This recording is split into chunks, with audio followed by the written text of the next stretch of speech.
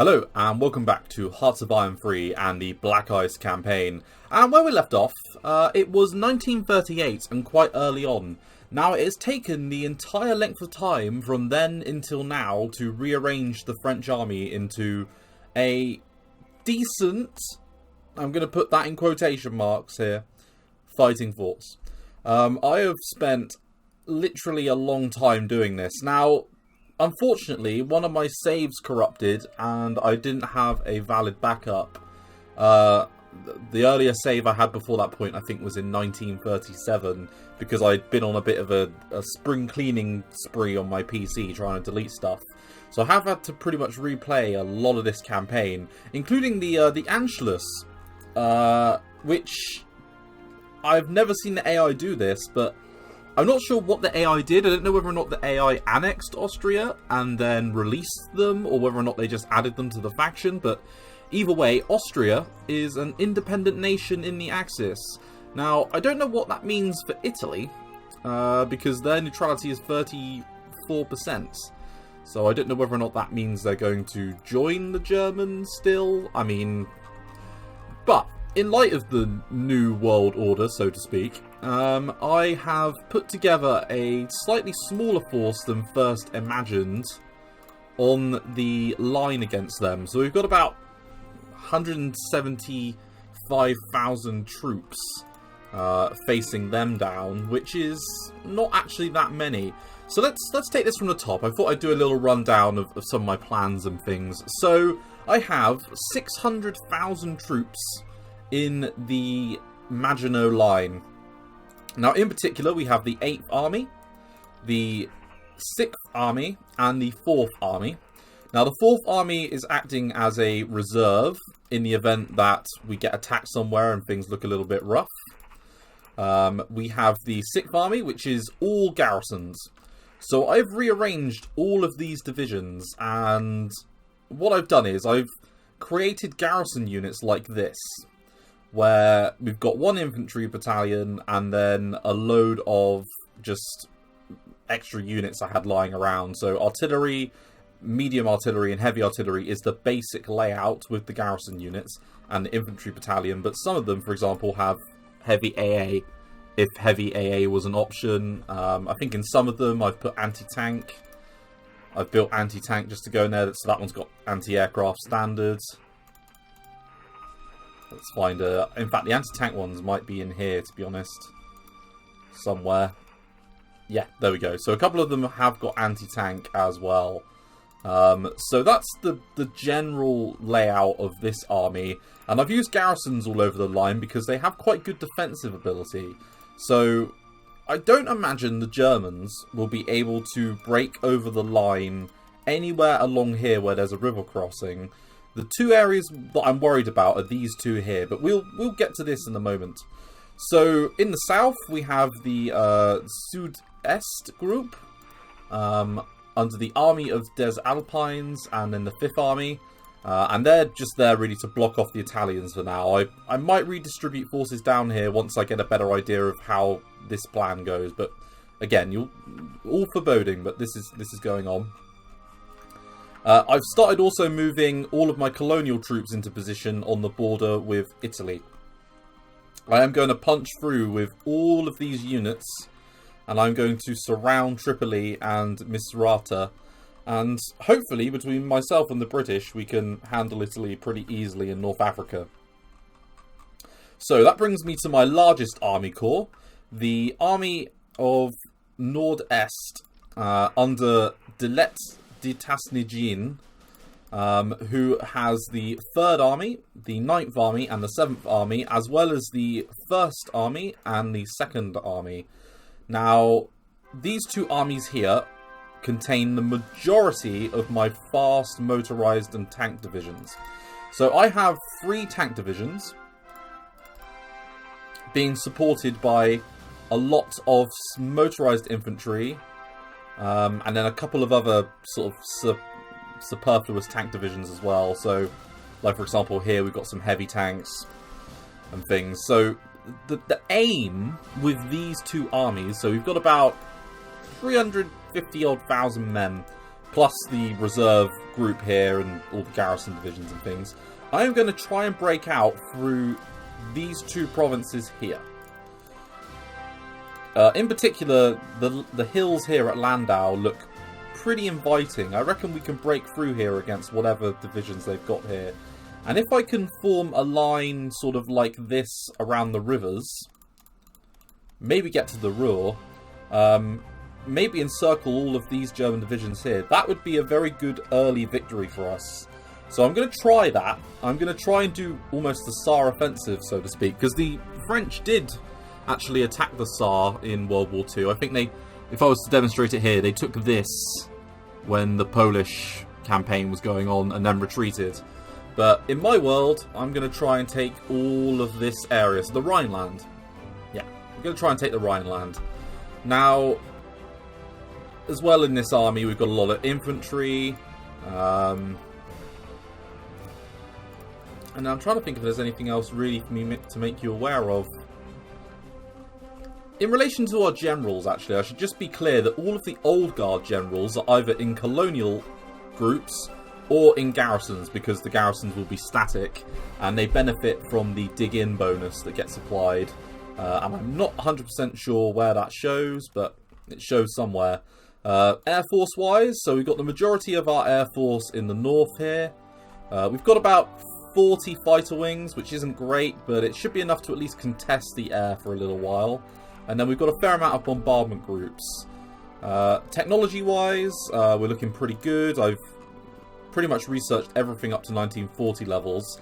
And then when we look at production, the majority of our upgrades and things are ticking along quite nicely. We've only got an upgrade amount of 85 IC, which means that the majority of our units have upgraded. I'm building more mountain units to help support this mountain line down here, because I think we could do with an extra 100,000 or so men just to make sure that the Italians don't break through.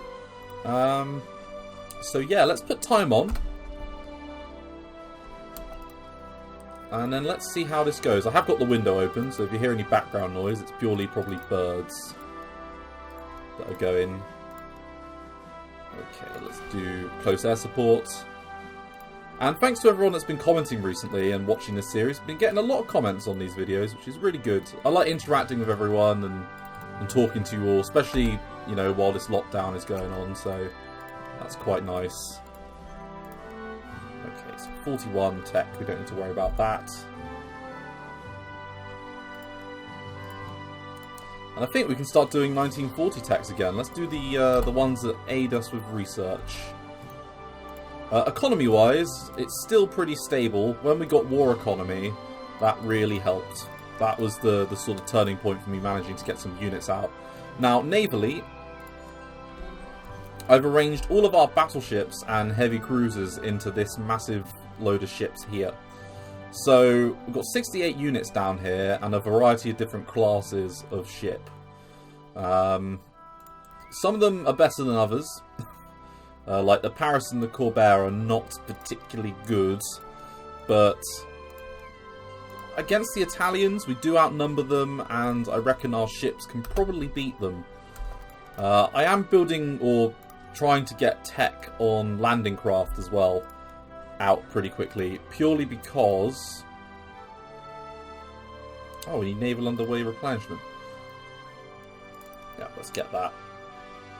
That is an important one to do, because I want to get Marines and then I want to do landings in northern Italy to maybe outflank all of this business. If we can survive that long. The war is just around the corner. But yeah, I wonder if the French have any war plans actually. Let's have a little look at the battle editor. No, they don't. Okay, so let's just draft Operation Rhineland. And then hit apply. So I'm going to plan to do an advance like so. So let's use this smaller one here. And we're going to follow the river line, really. And my hope is that I can create a line like this.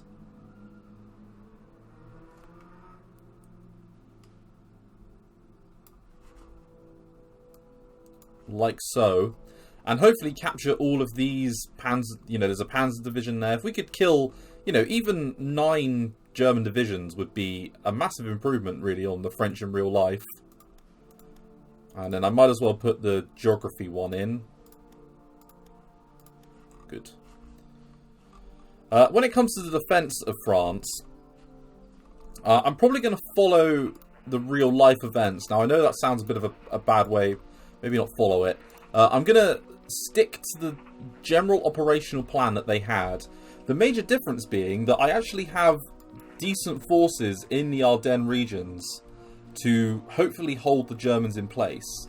The terrain around here is really good. If I can form a defensive line sort of like this all along, and then maybe even get up to Amsterdam and try and hold something like that. Just follow my mouse. That would be good. I am expecting the British to contribute some divisions as well. I'm expecting at least 10 divisions from them. Minimum. Ideally, more divisions wouldn't go amiss, but knowing the AI can be a bit funny when you play as the, you know, a player nation like France. I've seen Britain send no divisions, so I am assuming I'm not going to get any support, but 10 to 20 divisions would be ideal. But I'll take any help, really. Okay, I'm putting a little bit more into supply at the moment, just to make sure that our supplies stay quite large. Okay, so there's the Molotov-Ribbentrop pack. Okay, so French mobilization, Type B reserve divisions. The French army started its mobilization from August 21st. Oh, it fired on time, that's good. To September 3rd, 1939. From 20 active divisions, it rose to 86 divisions, including new formations and reserve units. Mobilization happened 3 times. I'm not sure if that's meant to say mobilization happened in 3 waves, maybe, but first the active divisions were sent to the frontier to counter a possible attack, allowing the reserve divisions to be set up. Then mobilization centres started to form Type A reserve divisions by duplication of active divisions. These divisions had half their strength, formed by reservists aged 20 to 40 years old. Equipments were very similar to active divisions. And then last, mobilization centres started to form Type B reserve divisions. Type B reserve divisions were created from scratch with reservists from 40 to 48 years old. They had a very low percentage of officers from the active army, and they were equipped with outdated armament, lacking AT guns. These divisions were not at full strength and were assigned to garrison, building, farm duties, although they were not assigned. Okay.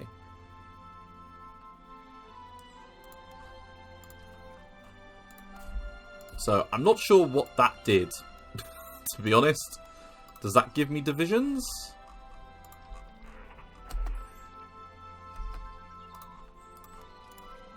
The answer is no. It doesn't look like it does.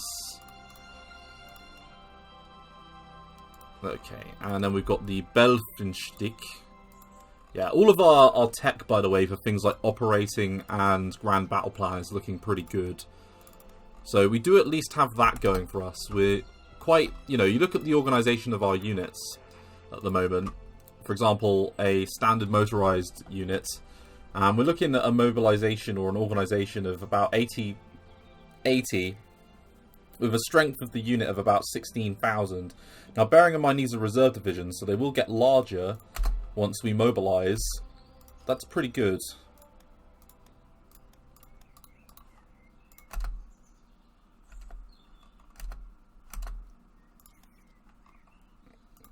Yeah, I could probably do with like linking all this up as well, actually. So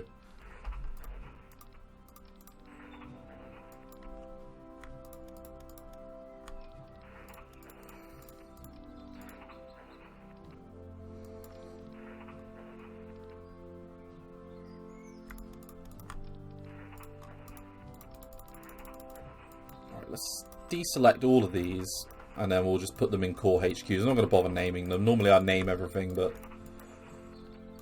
for what is, you know, effectively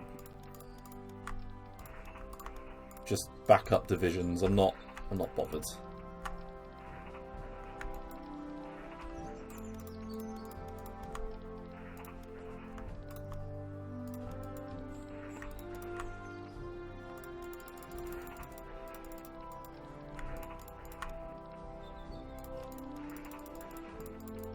Oh, there was one in there that I missed. Let's connect him.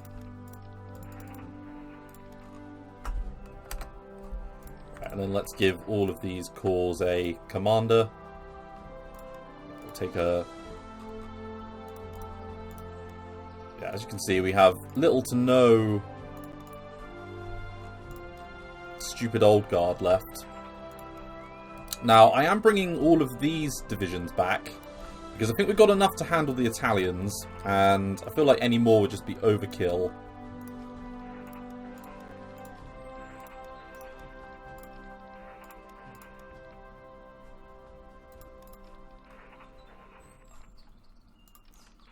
Okay.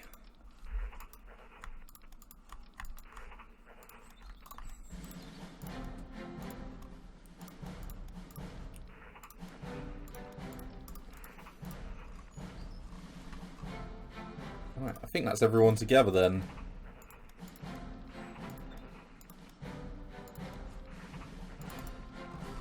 Oh, I was gonna bring them home. Ah, yes. Let's just disband them, because we don't need them.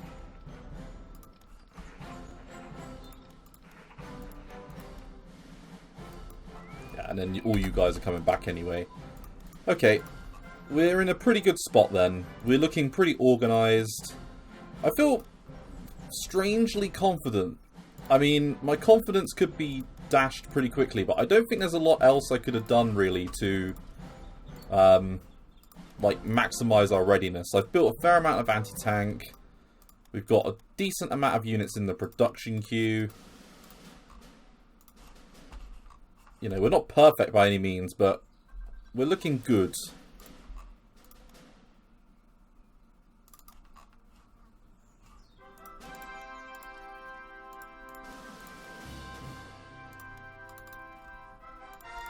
Marvellous.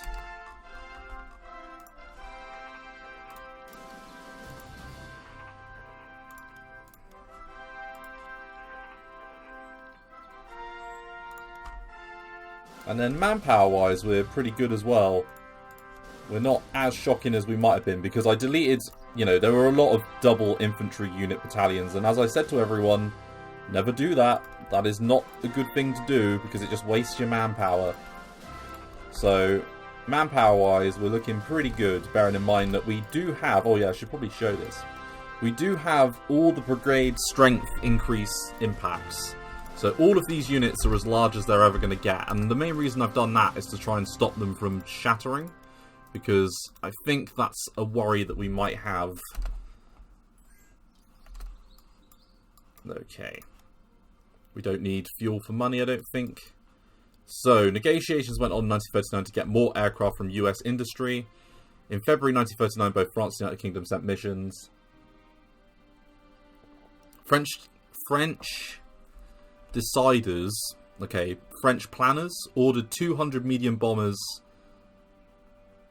and they would be for Maryland. Just have a little read through that. It was mainly fighters like the Curtiss H-35 and brand new Curtiss P-40. War created a new environment for these negotiations. An Anglo-French coordinated committee. Although France passed commands for 2,035 aircraft and 8,805 motors at the cost of $337 million. Only 655 aircraft of various models. Glen Martin, North American. Yeah. Because of the French... Okay, so we can order the aircraft. I didn't put them in the building queue.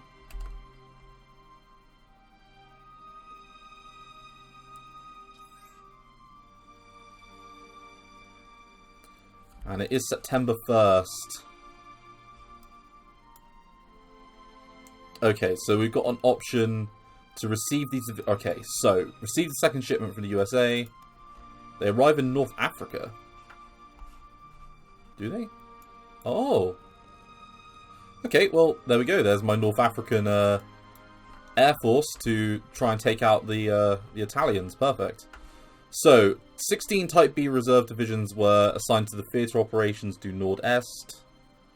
You receive these divisions at 20% strength, and no organisation will have to reinforce and attach them to HQs. Let's form them.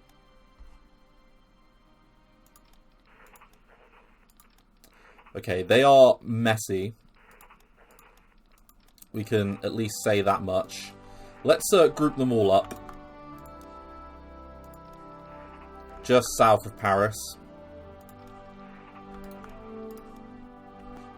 Because they aren't exactly what I would have gone for.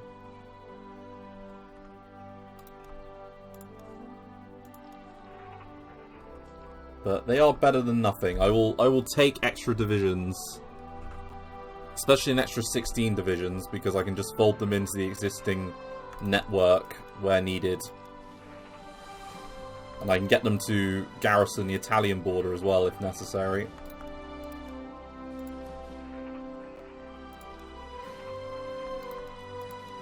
Anything with heavy artillery in just makes them extremely static. This! Why? Why? Oh my god, why? Why do that? Why do that? Oh. Divisions.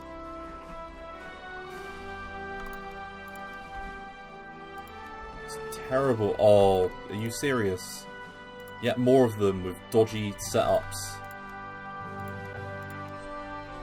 And a Garrett... Ugh. Yeah, this is dodge. Okay, so war's not happened. Let's slow it down. I was expecting war to have kicked off by now, so it's not quite occurred as expected, and we are losing money. Can I sell my supply anywhere? China. The answer is no. Okay, we're gonna have to sacrifice a few things then, so any very large amounts that we can stop.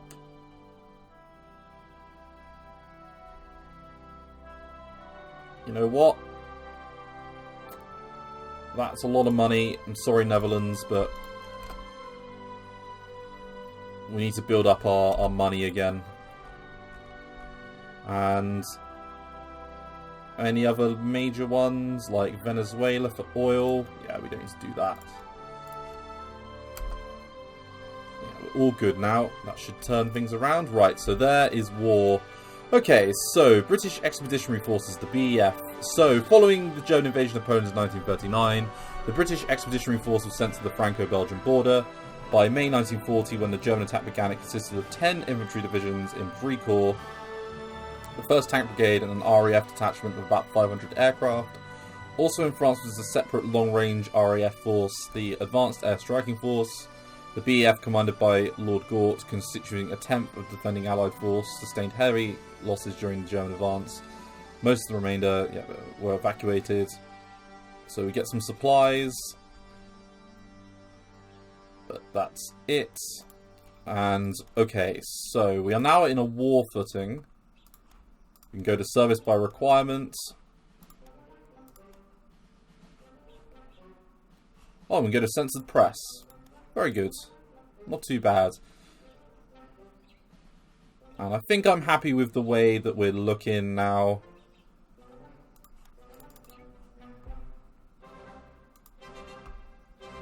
Okay, I don't need to do the fleet ones. And let's do home front. And the British Expeditionary Forces have arrived. Hooray for the United Kingdom, indeed. And we gain a little bit of descent.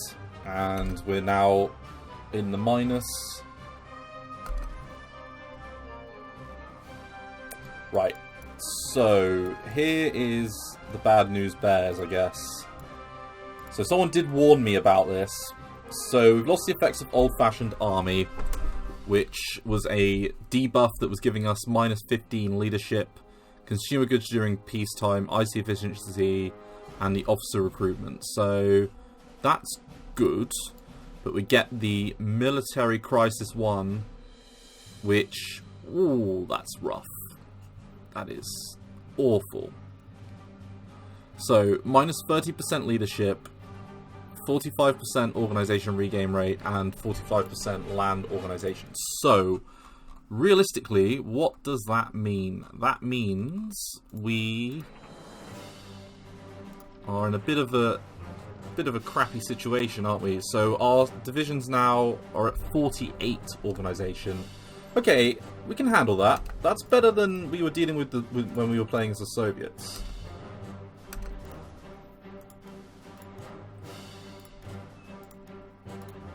I have to call a halt to the production queue for a minute and the supply queue.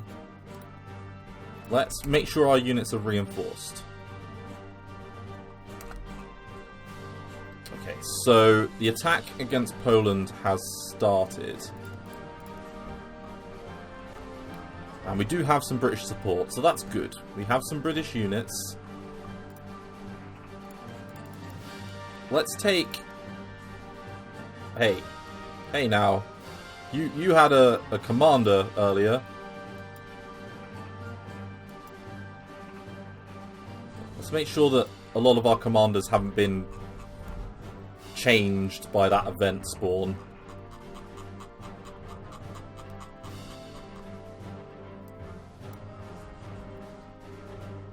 Yeah, it's been changed a little bit. Let's scroll through.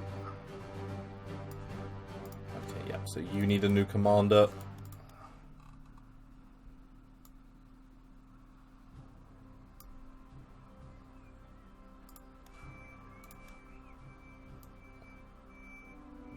Sorry, you can probably hear that beeping. It sounds like someone's getting a delivery. 8th Army, you need a commander.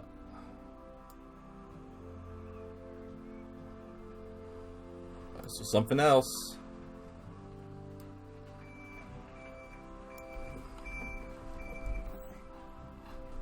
I'll be a delivery. You've got to factor delivery drivers, haven't you, during all of this? Still doing their job.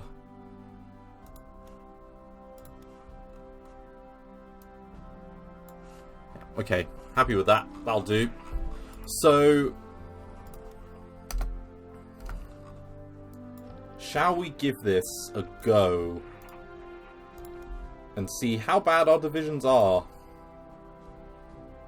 We're pretty much nearly fully in position. Let's give it a whirl. So these are our best divisions. Can they break through here? We'll take 24%. That's not too bad. Okay, so we've got a couple of formations and things. So we've got a HQ, the Corps de Cavalerie. Let's move them back. And then we have the French Type B reserve divisions for TOSE. So a few Alpine divisions. They're a little bit top heavy, but they're not too bad, are they?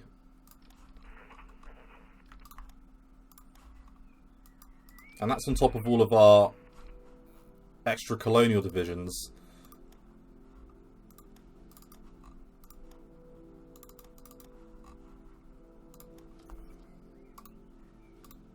Right, we're gonna make sure that we've...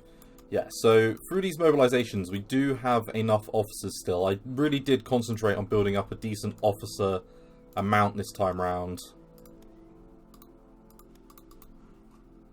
And we are increasing in size pretty quickly. So it's fort modifier that's being a bit of a problem at the moment. Let's just turn it up. It looks like we're winning.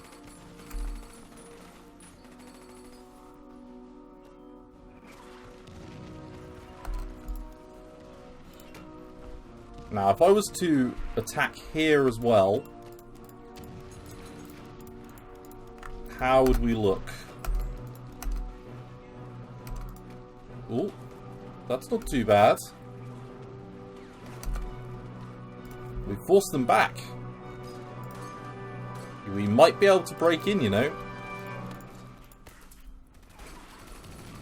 Right, let's take our air units and see if we can get a little bit of aerial superiority going in these two areas here.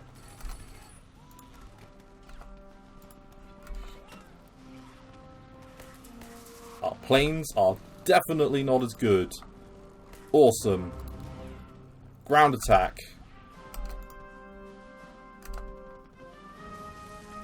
It's making a bit of difference, you know. If we can break through the fort line, we might be able to do this. Okay, so the French army did an extensive use of heavy artillery. I don't think that's correct.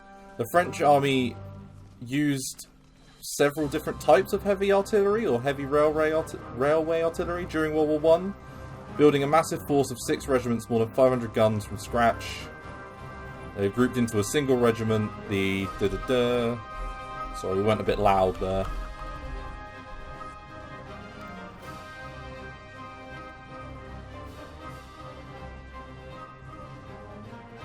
Okay, so we can form some, I think, yeah, railway artillery, which, hey, it's another garrison unit that I can chuck down here. Perfect. I am not going to complain about that. And I think we just got some air HQs. Again, it's more divisions. It is something. It's better than nothing.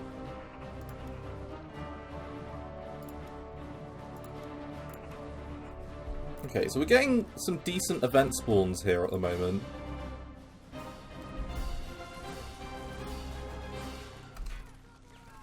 And we are breaking through.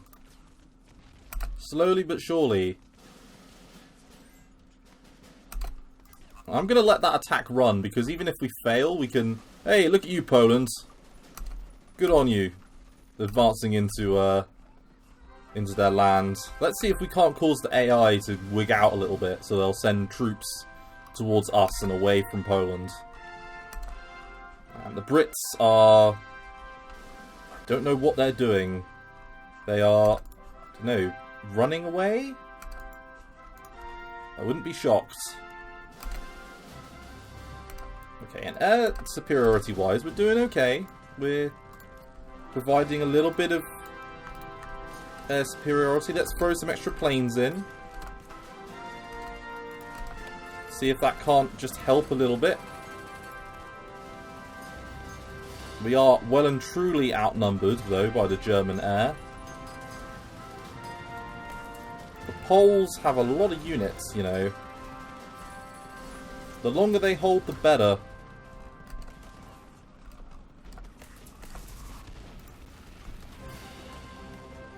We have lost a division to that battle, that's for sure.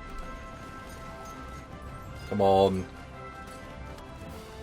Should be able to break through. It's one single division.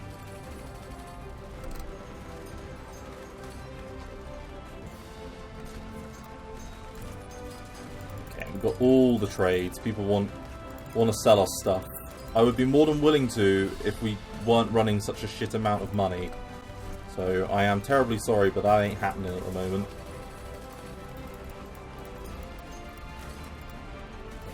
Okay, so we've got these divisions here, and then we've got 16 extra units here.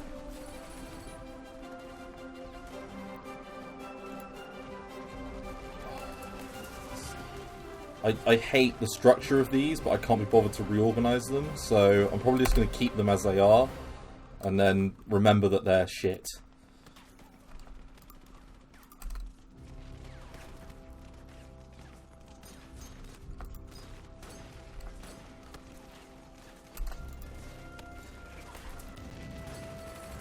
Okay, I'm not sure how much damage we're realistically doing at the moment. It seems a little bit lackluster. I was expecting us to be able to break through a single German infantry division, but we've not really been able to do that. I mean, we're doing alright here, where we have air power.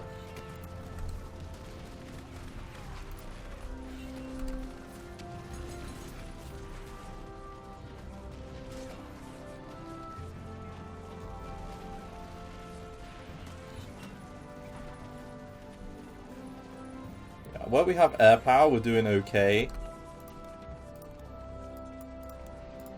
Yeah, and we want to get as many of these techs done as soon as we can. Anything that ups our organisation is going to be really important. Although industrial techs are always good, as are these research efficiency ones. Radios is good. I'm going to get tank. Yes, tank communications, good. Increase the battle effectiveness, please.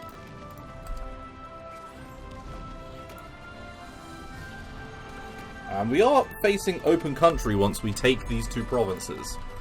So we have something going for us at least. And I can move my 2 reserve divisions up just to form a little bit of a line along here to maybe hold them in place. It's the 8th of September and the Poles are doing better than they did in real life. So that's good, although they did lose this province, which is quite a good defensive one. I would have just pulled back from here and then held this in one line, probably.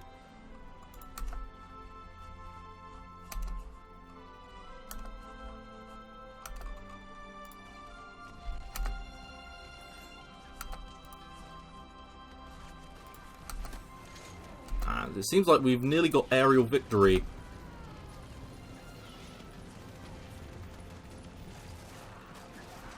Okay.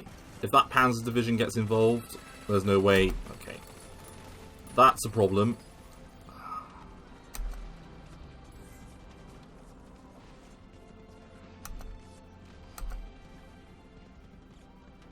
There's just no way we're going to break through that.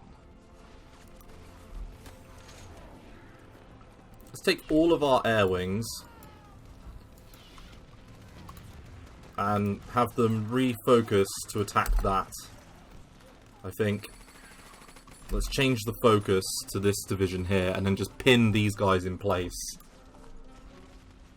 Because it's only one division here. That's good progress. That's more like it. Right, Liberia wants to give us transit rights. We'll do that.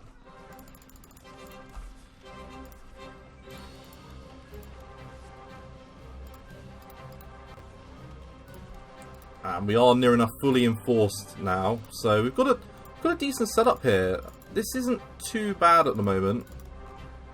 I mean, ideally I would have liked to have broken through here quicker, but if we can do it by the, you know, as long as we do this before the poles disintegrate, then we should be able to break in quite nicely, actually. Okay, we might as well get both of those 39 techs in relation to our aircraft. Yeah, our division's doing okay. We are going to struggle there, but no, they're just reinforcing. We can't attack over a front line that's large enough to win this. That's the problem.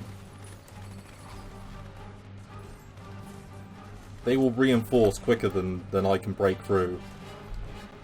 If I had maybe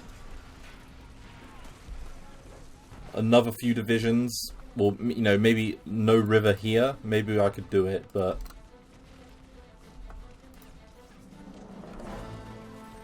I think we're going to struggle. That's for sure. Okay, so I think I'm going to call it an episode here. Thank you very much for watching. The World War has kicked off, and we've started mobilizing extra French divisions sort of out of our rear end. They're not very good divisions, hence the out of rear end analogy. I'm going to have to give some thought about sort of, because now that this plan looks like it's in fact. So yeah, we lost 2 for 1 really there.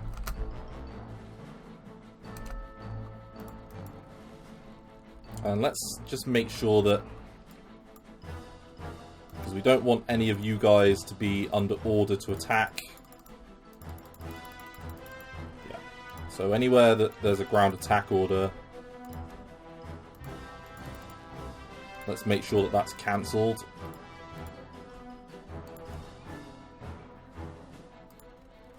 So it wasn't exactly the world's greatest attack, but we gave it a go.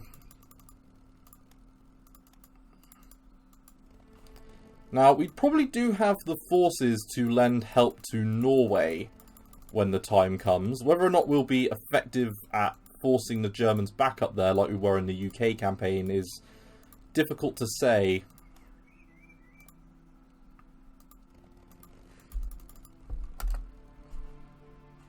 Okay, so they are counterattacking, but I imagine, yeah, we can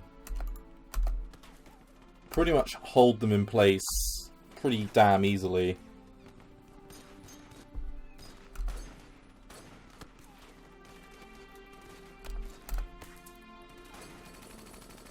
I wish them luck breaking through that,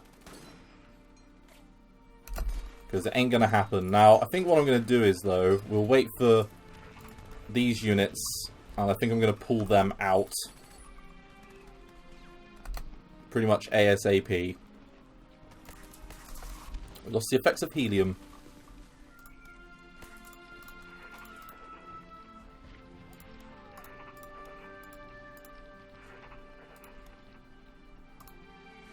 You pull out, and then we'll let them attack. And in fact, here as well.